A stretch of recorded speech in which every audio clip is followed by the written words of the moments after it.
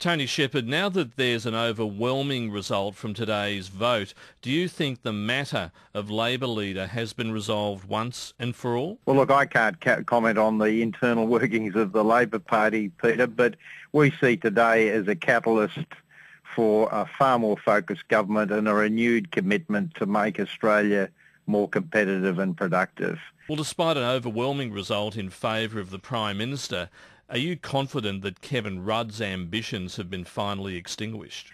Well, again, as I said earlier, I can't speak for the Labor Party and its internal workings and what it does, but all I can say is that what we need in Australia and what we need for business is stability. We need a government focused on productivity and competitiveness. We need a government that can constructively just talk to business about the development of the right policy settings for the country. And we're hopeful that this will in fact be the eventuality out of today's decision. Do you think this is now a new opportunity for the government and the Labor Party to rebuild bridges with business? Well, look, I think there is an opportunity to strengthen the relationship between business and the government.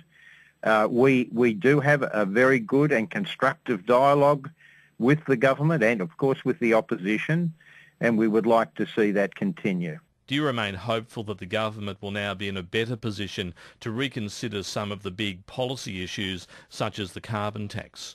We certainly do. Peter, we say Australia cannot afford to be complacent.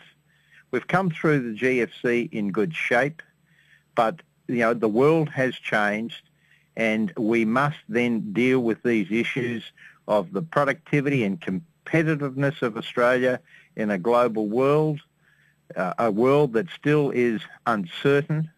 We must deal with the issues of business and consumer confidence.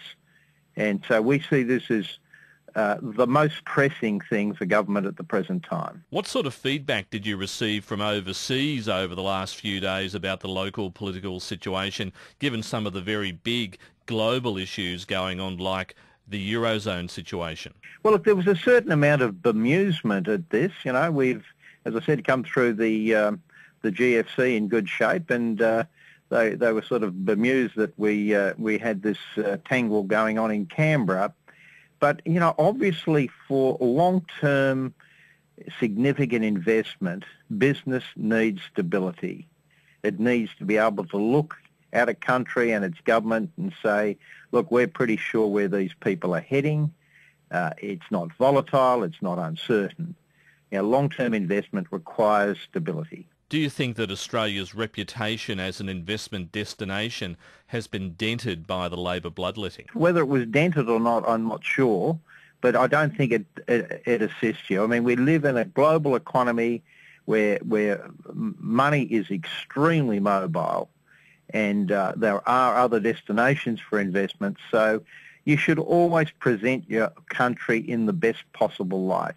In the days, weeks and months leading up to today's caucus vote, what communication, if any, did you receive from Kevin Rudd or any of his operatives? We had no real dialogue with Kevin Rudd on the leadership issue. We had discussed with him our plans for further CEO roundtables in the Asian region, because we believe business-to-business contact in this thriving region is vital.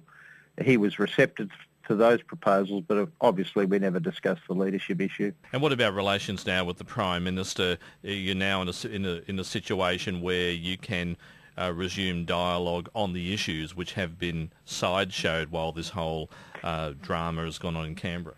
Look, we've continued to maintain good working relationships with the Prime Minister and her office and the various key ministers, so we would expect that would continue.